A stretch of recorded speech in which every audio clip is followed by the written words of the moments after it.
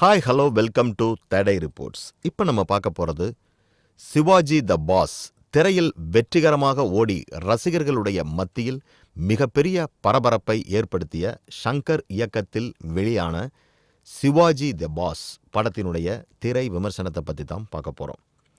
ரஜினிகாந்த், ஸ்ரேயா, விவேக், சுமன், ரகுவரன், மணிவண்ணன், சாலமன் பாப்பையா, சண்முகராஜன் மற்றும் பட்டிமன்றம் ராஜா நடித்துள்ள படம்தான் சிவாஜி த பாஸ். ஒளிப்பதிவு KV ஆனந்த், இசை AR ரஹ்மான், வசனம் சுஜாதா, கலை தோட்டாதரணி, இயக்கம் ஷங்கர், தயாரிப்பு AVM புரொடக்ஷன்ஸ். பிரம்மாண்டங்களை பிலிமுக்குள் கொண்டு வருகிற ஷங்கர் பெரிய பட நிறுவனமான AVM இவற்றுடன் சூப்பர் ஸ்டாருடைய இமேஜும் சேர்ந்தால் எப்படி இருக்கும்? அப்படித்தான் இருக்கின்றது திரைப்படம் சிவாஜி. ஊருக்கு நல்லது செய்ய நினைக்கும் கதாநாயகன், அவனுக்கு வரும் தடைகள், எதிர்ப்புகள், அதை முறியடித்து நல்லது செய்யும் கதாநாயகன் என்கிற எம்ஜிஆர் காலத்து பழைய கதை இருந்தாலும் இதை மறக்கடிக்கிற மாதிரி ஒளி வித்தைகளை காட்டி லாஜிக்கை எல்லாம் மறந்து மேஜிக்கை ரசிக்க வைத்து ஜெயித்து விடுகிறார்கள். அதுதான் ஷங்கரினுடைய திறமையாக அமைகின்றது. அமெரிக்காவில் சாஃப்ட்வேர் மார்க்கெட்டிங் செய்து எக்கச்சக்கமாக சம்பாதிக்கின்றார் ரஜினிகாந்த். சம்பாதித்த பணத்தை தமிழகத்தில் கல்வி, மருத்துவ சேவை செய்து ஏழை மக்களுக்கு உதவ திட்டமிடுகின்றார். இலவச பல்கலைக்கழகங்கள், மருத்துவமனைகள் கட்டவும் விரும்புகின்றார். இதற்கு இங்குள்ள அரசு அதிகாரிகளும் அரசியல் பெரும் புள்ளிகளும் நந்தியாக தடைக்கற்களாக குறுக்கே நிற்கின்றார்கள். தனக்கு விருப்பமில்லாமல் லஞ்சம் கொடுக்க வேண்டிய நிலைக்கு தள்ளப்படுகின்றார் ரஜினி. ரஜினிகாந்தினுடைய இந்த பாணியில் ஈடுபடுவது ஏற்கனவே இங்கு பல்கலைக்கழகங்கள், மருத்துவமனைகளை வணிக நோக்கில் நடத்தி மக்களை சுரண்டி வரும் சுமன் வயிற்றில் புலியை கரைக்கின்றது. ரஜினியை புலியாக மாறி எதிர்கொள்கின்றார். சதி வேலைகளை செய்து ரஜினியை நடுத்தெருவுக்கு கொண்டு வருகின்றார்.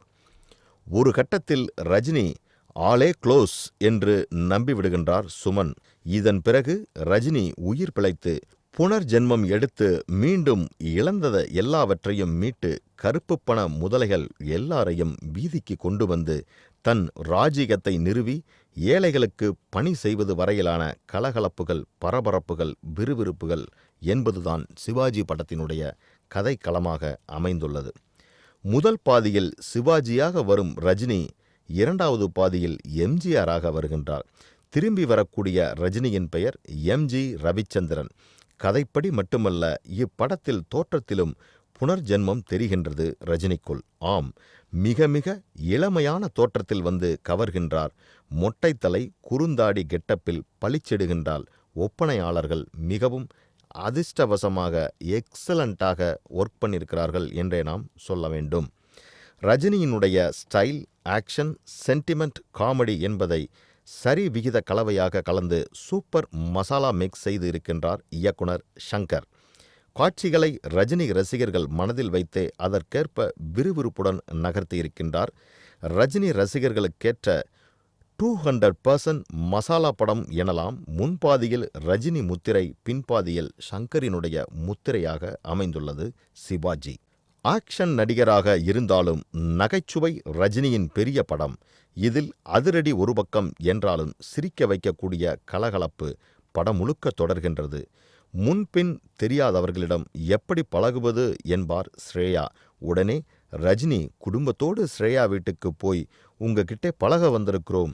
இதில் ஆரம்பிக்கிற சிரிப்பு பட்டாசு படம் முழுக்க வெடிக்கின்றது. ரஜினியினுடைய காமெடி கலாட்டாவில் சாலமன் பாப்பையாவும் பட்டிமன்ற ராஜாவும் சேர்ந்து கலக்குகின்றார்கள். தாய்மாமா விவேக்கினுடைய ரவுடி புதுசு தினுசாக உள்ளது. வில்லன் சுமன் சைலண்ட் யமன் என்று சொல்ல வைக்கக்கூடிய நடிப்பு அட்டகாசமாக இருக்கின்றது. சண்முகராஜன் போலீஸ் அதிகாரியாக வருகின்றார். இவர் சுமனுடன் சேர்ந்து கொண்டு சதிக்கு உதவுகின்றார். பளிச்சென மனதில் பதியக்கூடிய நடிப்பாகவும் இருக்கிறது சண்முகராஜனினுடைய நடிப்பு. ரஜினிக்கு படத்தில் இருக்கக்கூடிய பஞ்ச் டயலாகுகள் அனைத்தும் எக்ஸலண்ட்டாக எழுதியிருக்கின்றார் வசனகர்த்தா சுஜாதா. 4 பாட்டு, கொஞ்சம் சிரிப்பு, கொஞ்சம் கண்ணீர் என 4 காட்சிகள் என்று தமிழ் கதாநாயகிகளை அடக்கி விடுவார்கள். அந்த கொடுமை ஸ்ரேயாவுக்கு நிகழவில்லை. படம் முழுக்க பயன்படுத்தியிருக்கின்றார் இயக்குனர். ஸ்ரேயா பளிச்செண்டு பளிங்கு பொம்மை மாதிரி வருகின்றார், நடிக்கவும் செய்திருக்கின்றார்.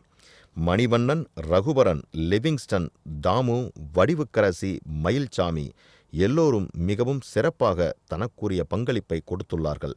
பாடல்கள் எல்லாமே சுட சுட சூப்பர் இசையில் நனைந்தே ஒலிக்கின்றன. வாஜி வாஜி, சஹானா சாரல், ஒரு கூடை சன்லைட், பல்லேலக்கா எல்லாமே மிகவும் அற்புதமான பாடல்கள். ஷங்கரினுடைய இயக்கத்தில் ஏஆர் ரஹ்மானினுடைய இசையில் படம் மீண்டும் மிளிர்கிறது என்றேதான் நாம் சொல்ல வேண்டும். சங்கர் தான் இயக்கம் என்றாலும் அவர் நினைக்கின்ற பிரம்மாண்டத்தை ஒளி அமைப்பிலும் கேமரா கோணத்திலும் காட்டி கண்முன் நிறுத்தி இருக்கக்கூடிய ஒளிப்பதிவாளர் கேவி ஆனந்தை கைகுலுக்கி பாராட்டலாம். சண்டை காட்சிகள் பீட்டர் ஹெயின் நிறையவே ஸ்டண்ட் செய்து உழைத்திருக்கின்றார். வசனம் சுஜாதா கேட்டதை கொடுத்திருக்கின்றார். நம்மை மிரட்டும் காட்சிகளில் உழைத்திருக்கும் முகம் தெரியாத கிராஃபிக்ஸ் நிபுணர்களுக்கு நம்முடைய பாராட்டுக்கள். இந்த மாதிரி சினிமா செய்திகளை உடனுக்குடன் தெரிந்து கொள்ள தேடை ரிப்போர்ட்ஸை பாருங்கள். கமெண்ட் பண்ணுங்கள், லைக் பண்ணுங்கள், சப்ஸ்கிரைப் பண்ணுங்கள், ஷேர் பண்ணுங்கள்.